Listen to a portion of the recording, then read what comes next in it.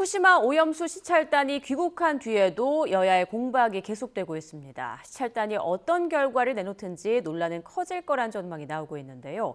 간호법 등 쟁점 법안을 둔 여야의 대치까지 더해지면서 경색된 정국이 더욱 얼어붙고 있는 상황입니다. 네, 한편 여야 당대표 간 TV 토론이 어렵사리 성사됐습니다. 이 얼어붙은 정국 협치의 실마리를 찾을 수가 있을까요? 정치권 소식 서성교 건국대 특임교수 배정호 세한대 교수와 함께 살펴봅니다. 안녕하십니까? 안녕하세요. 안녕하세요. 네, 안녕하세요. 먼저 후쿠시마 오염수 내용부터 좀 보겠습니다. 자, 일본을 갔던 시찰단이 귀국한 뒤에도 여야의 공방전은 계속되고 있는데 여야에서 각각 어떤 이야기를 하고 있는지 직접 듣고 오겠습니다.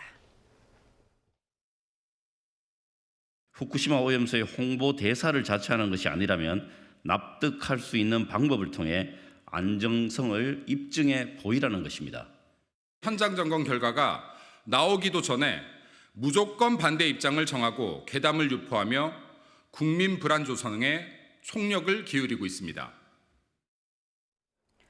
자, 그러니까 민주당은 일본에서 보여준 것만 보고 오고 또 시찰단 명단도 공개하는 깜깜이 시찰인데 이걸 어떻게 믿을 수 있느냐 이런 주장인데요. 자, 서 교수님, 그렇다면 시찰단이 추후에 어떤 결과를 공개하든 간에 발표하든 간에 야당에서는 이거 신뢰성에 대한 문제 제기를 계속 할 수 있는 그런 분위기 아닌가요? 네, 시찰단이 이제 귀국했지 않습니까? 네. 이제 발표할 준비를 하고 있는 것으로 알려지고 있는데 너무 야당이든 여당이든 조급하게 섣불리 성급하게 판단하지 않는 게 좋다고 봅니다. 왜냐하면 후쿠시마 오염수 문제는 국민의 안전과 건강에 직결된 문제 아닙니까? 그만큼 국민들이 관심을 많이 가지고 있고 또 불안해하고 있는 상황이란 말이에요. 그러면 시찰단이 갔다 와서 시찰단장이 공항에서 개연적인 거 몇 가지는 설명했습니다. 오염 방류 시설도 직접 방문해서 점검도 하고 또 관계자들 만나서 질의응답도 하고 기본적인 자료도 또 확보를 하고 또 추가 자료도 요청을 했다. 그리고 앞으로 어떻게 진행할 거다. 이런 문제들을 간단하게 발표를 했는데 좀 아쉬웠던 거는 공항에서 말고 시찰단 대표단들이 국민들에게 정식으로 1차적으로 일단 보고를 해가지고 시찰단이 어디를 방문했으며 어떤 자료를 요청했고 직접 가보니까 핵물질 점검 시설들이 어떻게 돼 있고 또 앞으로 추가적으로 이런 것들을 더 검증하겠다. 그래서 1차적으로 조금 국민 발표 공식적인 기자회견을 했으면은 네. 조금 신뢰가 있었지 않을까 이런 생각이 듭니다. 이 시찰단이 방문 전부터 이게 시찰단이냐 또 검증단이냐 아니면 탐방이냐 들러리냐 이런 국민들 관심과 우려가 크기 때문에 야당에서 그런 문제는 제기할 수 있는데 이런 문제에 대해서는 좀 더 차분하게 과학적인 조사 결과를 우리가 믿을 수 있도록 좀 힘을 실어주는 게 필요하지 않을까 싶은 생각이 듭니다. 그리고 예. 2차적으로 자료를 분석하고 또 추가적으로 요청한 자료 또 IAEA가 지금 이제 30일부터 실제적으로 현장을 방문해서 시료 채취도 하고 검증을 하고 종합 보고서를 이제 6월 말쯤에 낼 거기 때문에 거기에 맞춰서 우리 시찰단들도 필요한 추가적인 조치를 2차, 3차에 해 나가서 국민적 좀 신뢰를 회복할 수 있었으면 좋겠다는 생각입니다. 예, 배 교수님. 예, 상황을 지켜보자란 말씀 해주셨는데 배 교수님 생각도 전해주시죠. 일단 시찰단 같은 경우는 시작 전부터 문제가 많았잖아요. 들러리 시찰단 아니냐라는 이제 그런 문제가 있었는데 그 이유는 시찰단이 가서 국민의 안전에 대한 우려를 해소해줘야 되는데 국민의 안전을 해소해 주기 위해서는 검증을 해야 되는 거 아니겠습니까? 근데 시료 채취 자체가 안 되니까 검증을 못 하니까 그러면 결국은 들러리 서는 것 아니냐. 그래서 들러리 시찰단 아니냐라는 이제 그런 주장들을 국민들이 하고 있는 것이고요. 두 번째로는 일단 시찰단이 어떻게 구성이 됐는지 그 명단 자체도 공개를 안 하니까 그렇다면은 깜깜이 시찰단 아니냐. 특히 이제 갔다 와서 아직까지도 이제 활동 보고서를 내놓지 않으니까 그런 문제 제기가 나오고 있는 것 같아요. 이런 상황에서 지금 대통령실은 아예 방류를 수용하는 것을 용인하는 것을 기정사실하는 이제 그런 발언을 대통령 비서실장이 내놓는가 하면은 지금 국민의힘 같은 경우는 민주당을 공격하고 있거든요. 그러니까 이제 국민들이 기본적으로 이 시찰단이라든지 또는 일본 정부라든지 한국 정부에 대해서 여론조사를 하면은 신뢰를 하지 못하고 있어요. 구체적으로 이제 환경운동연합이 실시한 여론조사를 보면은 일본의 방류 잘못됐다 반대한다가 이제 84% 나오고요. 그리고 안전하다라는 이제 일본 주장 믿을 수 없다라는 여론조사가 79% 그리고 우리 정부가 잘못 대응하고 있다라는 여론조사가 64%나 나오는 상황이거든요. 그래서 지금 이제 국민들 입장에서는 과연 윤석열 정부는 기시다 정부하고 공동 정부냐라는 그런 문제 제기. 그리고 국민의힘은 민주당과 협치를 하는 것이 아니라 지금 자민당과 협치를 하고 있는 건 아니냐. 그런 이제 따가운 목소리를 내놓고 있기 때문에 무조건 일본의 후쿠시마 오염수 방류를 수용하는 쪽으로 방향을 미리 정해놓고 움직이는 듯한 그런 행보를 하면 할수록 국민적인 의구심 그리고 반발이 커지지 않을까 이렇게 우려가 됩니다. 예, 여론조사 내용은 중앙여론조사심의위원회 홈페이지 참고하시길 바라고요. 민주당은 신뢰를 잃었다고 비평을 하고 있고 국민의힘은 민주당이 선동을 하고 있다 이렇게 얘기하고 있는데 이런 가운데 민주당은 범국민 서명 운동을 한다고 했어요. 여론전을 이어갈 것으로 보이는데 지방정부와 지방의회 공동 대응에 나선다는 계획인데 이게 여당의 비판처럼 혹시 당내 어떤 좀 혼란을 잠재우기 위한 수단으로 보인다는 비판도 있어요. 이 점에 대해서는 어떻게 보세요? 예, 뭐 민주당이 장애 집회하는 목적과 이유에 대해서는 국민들이 다 알고 있습니다. 그런데 아직까지 시찰단이 공식적인 발표를 안 했단 말이에요. 그리고 사실 후쿠시마 원전 사고가 2011년에 발생하고 상당 부분 뭐 물이 방류가 됐고 지금 이제 일부 거기 저장소에 저장돼 있는 물들이 이제 가득 차가지고 올 여름에 이제 방류를 하겠다는 이야기거든요. 그럼 그동안에 많은 물이 방류가 됐는데 그거에 대해서 객관적이고 우리가 신뢰할 수 있는 과학적 데이터가 민주당이 갖고 있나요? 그렇지 않잖아요. 그리고 민주당은 원내에서 지금 167석을 갖고 있는 거대 정당입니다. 국정의 책임을 갖고 있는 야당이에요. 그러면 이번에 후쿠시마 시찰단을 예를 들어서 빨리 공식적인 발표를 하라. 그다음에 발표 내용을 듣고 그거에 대해서 문제를 제기하고 또 대안을 마련하고 이런 걸 해야 되지. 그 압박을 하기 위해 가지고 장외에서 서명을 운동한다. 장외 집회를 한다. 이거는 원내 정당으로서의 책임감을 상당 부분 포기한 것 아니냐 이런 생각이 듭니다. 그리고 아직까지 후쿠시마 방류수에 대한 오염 정도 또 오염 물질 우리가 제일 우려하고 있는 건 이제 방사능 물질 아닙니까? 그게 이제 엘퍼스에서 걸러지지 않기 때문에 그게 방류되게 되면 태평양을 돌아서 우리나라에 오게 되고 또 후쿠시마 주변에서 잡히는 뭐 물고기 생선들을 우리가 혹시 수입해서 먹게 되면은 국민 건강을 해칠 수 있기 때문에 이런 부분을 내 가지고 정부뿐만 아니라 야당도 철저하게 사실을 규명을 하고 대안을 마련할 필요가 있다고 저는 보여집니다. 그리고 네. 마침 이제 국회에서 뭐 아마 뭐 대정부 질의라든지 아니면 관련된 상임위원회, 외교통일위원회라든지 또 산업자원위원회라든지 또는 환경노동위원회에서 이 보고단들에 대한 보고 내용을 받고 질의가 아마 있지 않을까 이런 생각이 들기 때문에 야당은 원내에 책임 있게 조금 처신하는 게 필요하다 그런 생각이 듭니다. 네, 덧붙일 말씀이실 것 같아요. 과학적 데이터하고 이제 사실 규명 얘기를 했는데요. 굉장히 좋은 말씀하신 것 같아요. 그러면은 과학적 데이터와 사실 규명을 하려면 어떻게 해야 되는 거죠? 우리가 검증 작업에 공동으로 참여를 해야지 신뢰할 수 있는 그런 과학적 데이터를 우리가 확보할 수 있는 건 아니에요. 그러면 과학적 데이터 그리고 사실관계가 정확하게 규명이 되지 않은 상황에서 지금 방류를 찬성하는 것이 상식입니까? 아니면은 후쿠시마 오염수 방류를 반대하는 게 상식입니까?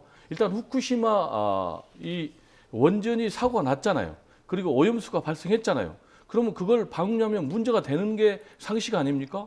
그렇다면은 대한민국 정부라면은 또 대한민국에 있는 정당이라면 당연히 그걸 방류하면 안 된다라고 얘기하는 것이 상식이고 합리 아니겠습니까?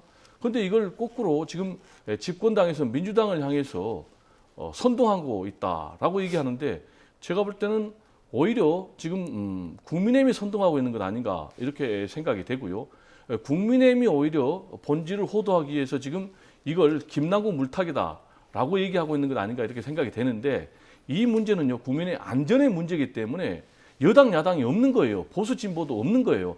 어떻게 하면은 일본의 일방적인 검증 결과를 우리가 수용하는 것이 아니고 우리가 공동으로 검증 작업에 참여할 수 있는가 그렇게 해서 국민의 안전을 담보할 수 있는가 이게 중요한 거죠. 실제로요 중국의 미세먼지가 문제가 됐을 때 강력하게 우리하고 일본이 문제 제기를 해가지고 한미일이 공동으로 이 대기 질을 조사를 했고 또 그 자료를 우리가 받아보고 있거든요. 예. 저는 이런 차원의 접근이 지금 일본의 후쿠시마 오염수 방류도 필요한 것이 아닌가 이렇게 생각이 됩니다. 네. 자, 또 민주당이 이제 시찰단 불러서 국회에서 긴급 현안 질의하겠다 이렇게 밝히지 않았습니까? 그런데 여당이 쉽게 응하지 않을 것 같은데 여기에 대해서는 어떻게 생각하세요? 저는 뭐 여당이 응하지 않는다면은 예. 과연 대한민국 정부는 국민을 위한 정부냐 아니면 일본을 위한 정부냐 또 대한민국의 집권당은 국민을 위한 정부냐 아니면 일본 국민을 위한 정부냐라는 문제 제기를 좀 해야 될 것 같아요. 지금 이제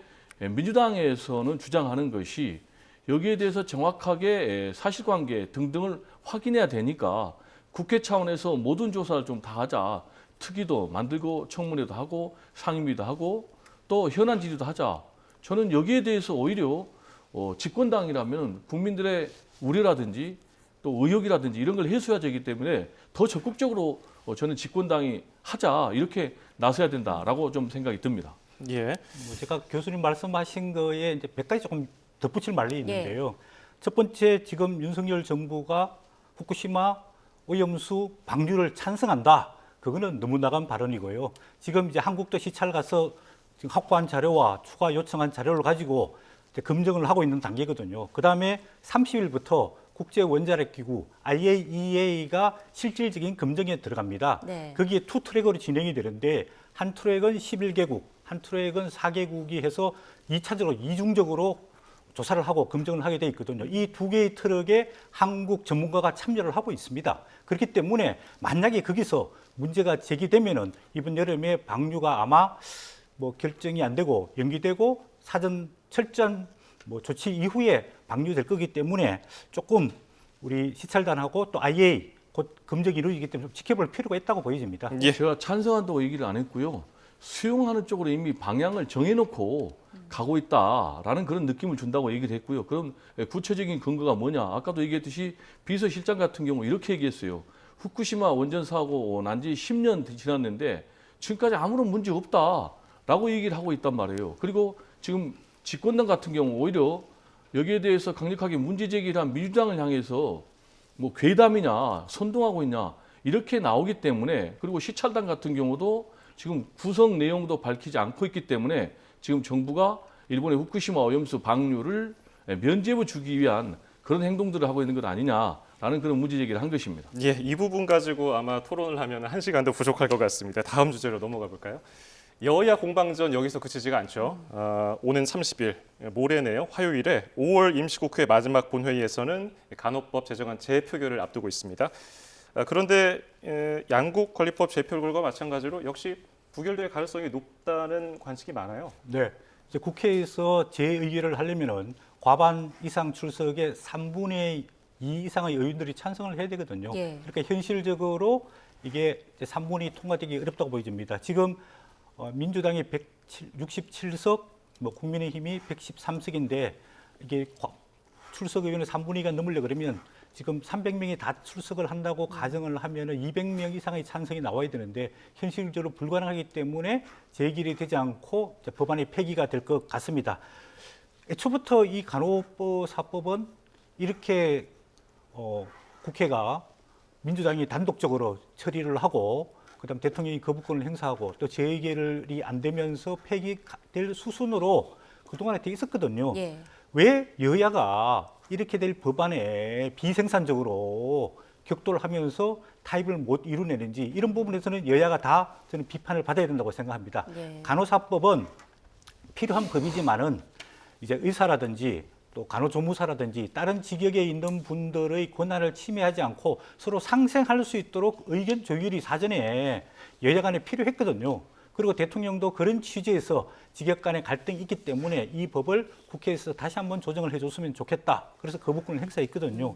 앞으로 또 이런 법들이 많습니다. 그렇죠. 그러면 민주당이 국회에서 167석 단독으로 본회의에 직권 상정하고 통과시킬 수 있는 법이 많거든요. 지금 이제 뭐 방송법이라든지 노란봉투법 본회의에 직회부됐잖아요. 네. 이것도 민주당이 주도해가지고 통과를 시키고 또 대통령한테 이송이 되면은 정부에서 또 거부권 행사하고 다시 재의결하게 되는 이런 왜 비효율적인 정치를 우리 국회가 하고 있느냐 이런 부분에 대해서는 국민의 지탄을 좀 받아야 할 필요가 있다고 보여집니다. 그리고 법안은 모든 국민들이 이해관계를 조정해가지고 처리를 해야 되는데 한쪽 의견만 반영하고 한쪽 의견만 들어보면 반대하는 진영에 반대 의견이 생기게 되거든요. 이런 무리수를 조금 사전에 조율할 필요가 있지 않을까 저는 그런 생각이 듭니다. 네, 맞습니다. 이렇게 야당이 단독 처리하고 대통령이 거부권을 행사하는 그런 상황이 반복되고 있고 앞으로도 또 계속 이어질 가능성이 높은 상황인데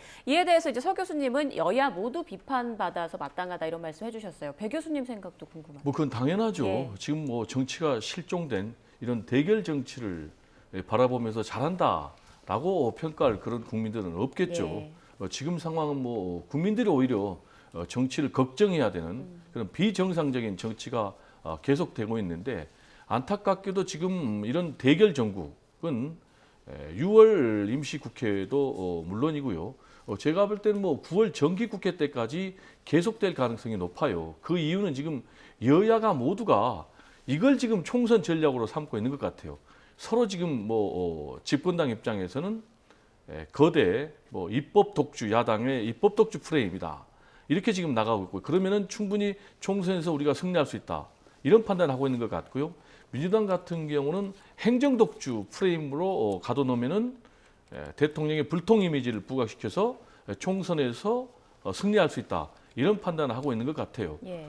그러다 보면은 이제 완전히 정치가 실종되는 건데 저는 좀 지금이라도 여야가 좀 협상을 해야 된다. 네. 그리고 구체적으로 들어가 보면 협상을 못할 대목도 없어요. 지금 이제 간호법 제정 같은 경우도 왜냐하면 대부분이 기존에 있는 의료법을 가져왔기 때문에 또 특히 이 부분과 관련해서는 대통령이 원칙적으로 후보 시절에 공약으로 제시했던 것이기 때문에 얼마든지 여야가 머리를 맞대면 타협이 가능하다. 지금이라도 협상을 통해서 수정안을 내서 합의 처리하는 것이 맞다. 이런 얘기를 좀 드리고 싶습니다. 예, 여러 가지 할 얘기들이 많을 거예요. 양 당이. 그런 가운데 국민의힘과 더불어민주당 당 수장이 TV 토론에 합의를 했어요. 과연 어느 정도 얘기가 풀릴 게 있을까요?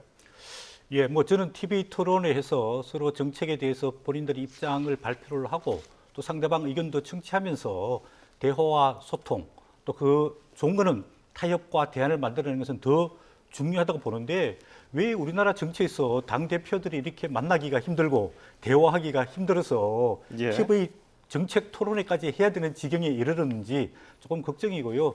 또 뭐 우리가 TV 토론회 정치인들 많이 봤지만 결국은 자기 입장, 자기 주장만 하다 보면 상대방 의견을 무시하고 대화와 타협이 안 되는 경우를 많이 봤거든요. 네. 그래서 입장 차이만 확인하고 오히려 자기 지지자들을 지지를 획득하기 위한 여론전으로 활용되는 경우가 많기 때문에 이런 부분에서 조금 실질적인 생산적인 토론회가 됐으면 좋겠다 이런 생각이 들고요.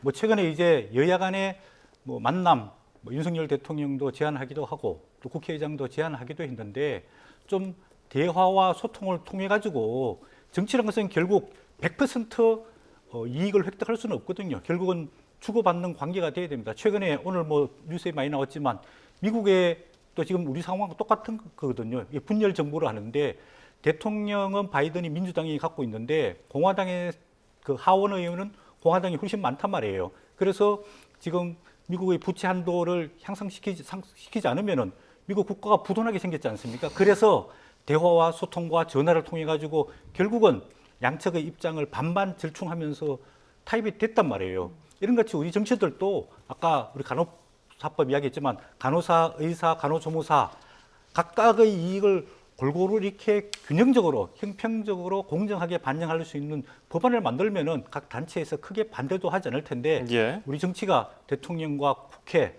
이런 측면을 봤을 때 이런 좀 소통 또 대화, 타협, 협상 이런 게 있어야 좀 생산적인 정치가 되지 않을까 그런 생각이 듭니다. 네, 협치와 대화, 소통이 지금 필요한 때라는 거는 모두가 또 알고 있는 부분인데 이게 참 이렇게 쉽지가 않을까요? 이번에 또 그 윤 대통령과 여야 원내대표 회동이 조율 중이었는데 무산되지 않았습니까? 대통령이 직접 국회로 가겠다고까지 했는데 이게 왜 무산된 건가요? 그 배경 좀 설명해 주시죠. 지금 이제 드러난 이유는 네.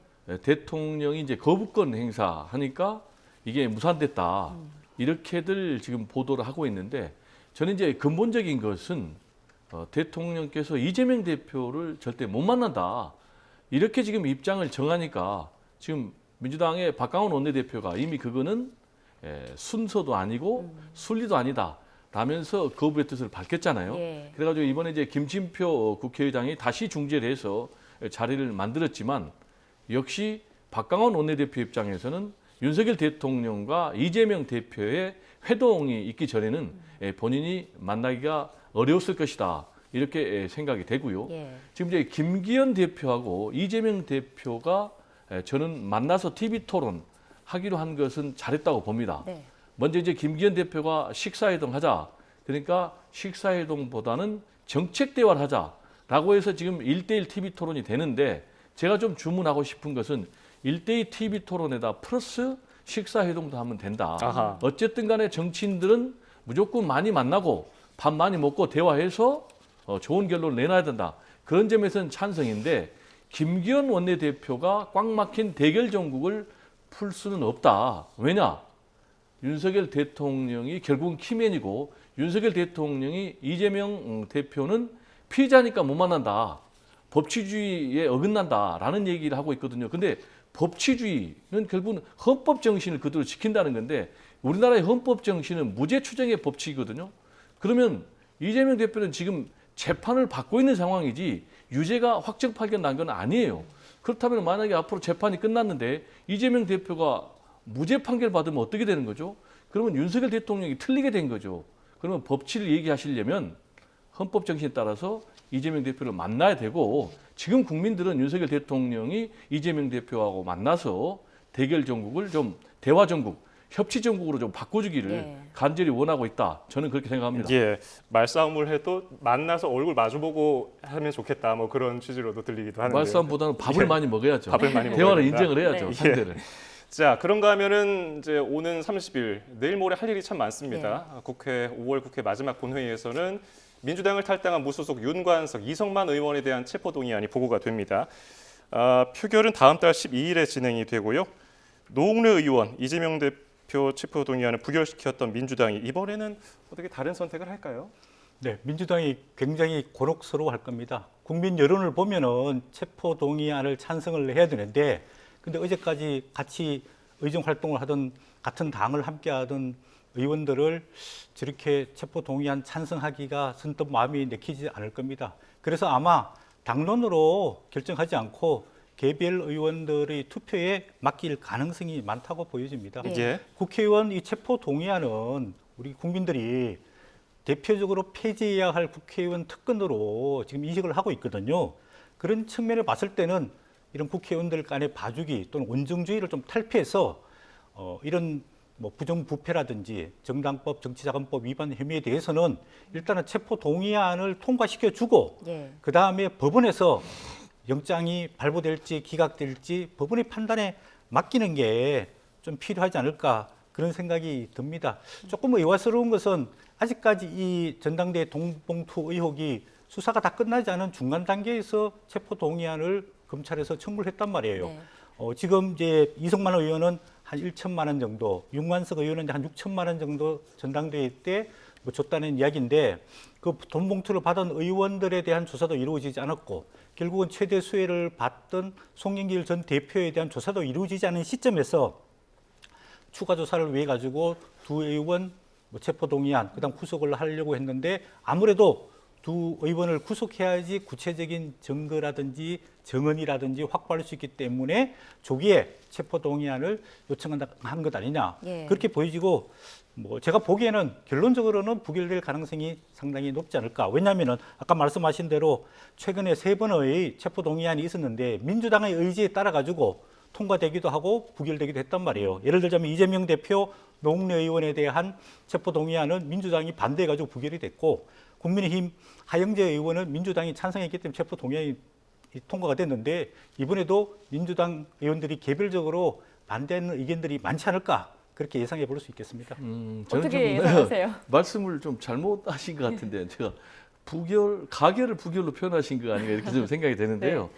저는 가결될 가능성이 더 높다. 왜냐하면 일단 국민적인 여론이 돈봉투 사건에 대해서 굉장히 부정적이거든요. 예. 그러면은 이거를 부결을 시킬 경우에는 국민적인 여론에 역행하는 거잖아요. 그럼 국민적 여론에 지금 역행할 경우에 특히 이제 김남국 의원의 코인 문제까지 있는 상황에서 역행하면은 이제 굉장히 국민들이 민주당에 대해서 더 분노할 것 같아요. 그렇기 때문에 결국은 총선에서 패배할 수밖에 없거든요. 총선에서 패배하면 이제 정권 교체는 사실상 어렵게 되는 거예요. 그렇기 때문에 제가 볼 때는 이제 가결 쪽으로 제가 볼 때는 표를 던질 가능성이 굉장히 높다.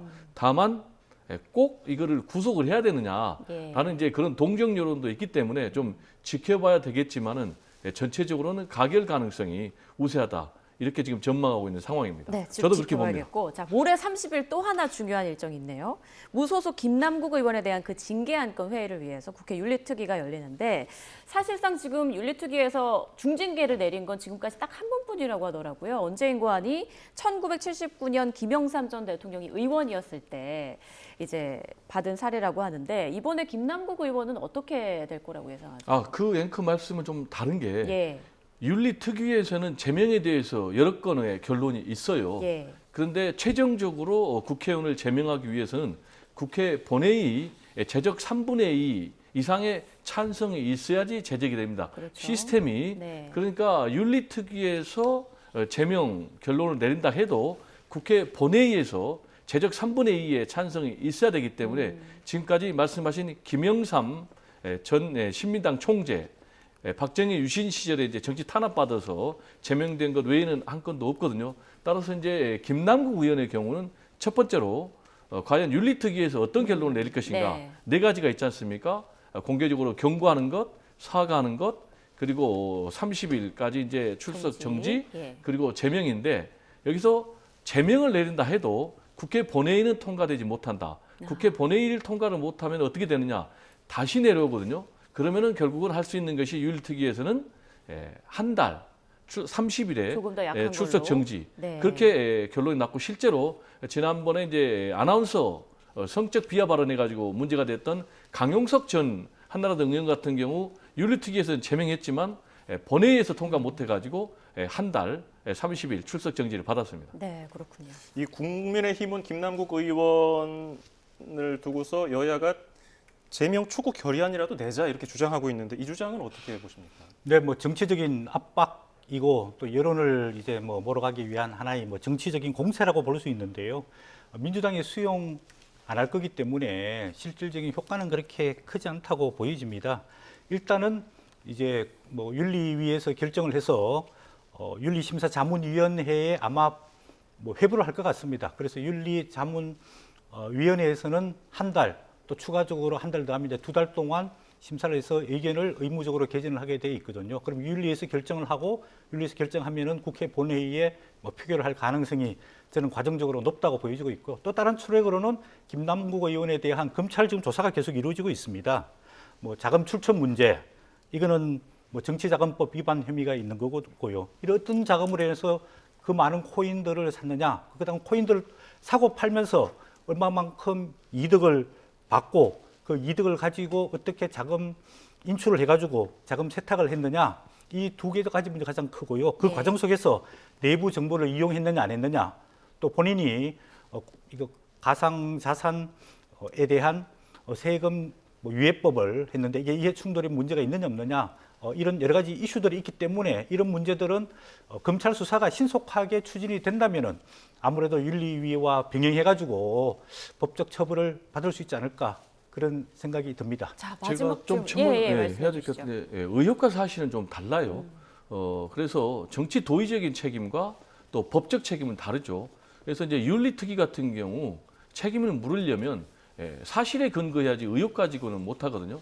근데 지금 본인이 사실을 인정, 시인했던 것이 뭐냐면 국회 활동에서 코인 거래를 했다는 이 부분. 그래서 이 부분에 대해서 책임을 물을 수가 있고 마치 뭐 정치자금법에 의한 의혹 이런 등등에 대해서는 의혹밖에 없거든요. 그래서 그 부분에서는 책임을 물을 수가 없다라는 얘기를 좀 드리고 싶습니다. 그래서 수사를 통해서 그 부분은 결론이 내려진다라는 라는 얘기를 좀 드립니다. 네, 알겠습니다. 참 연휴가 끝난 뒤 30일에 중요한 이슈들 많은데 다 함께 관심을 갖고 좀 지켜봐야겠네요. 지금까지 서성교 건국대 특임교수, 배종호 세한대 교수와 함께 전국 이슈들 살펴봤습니다. 고맙습니다. 네, 감사합니다.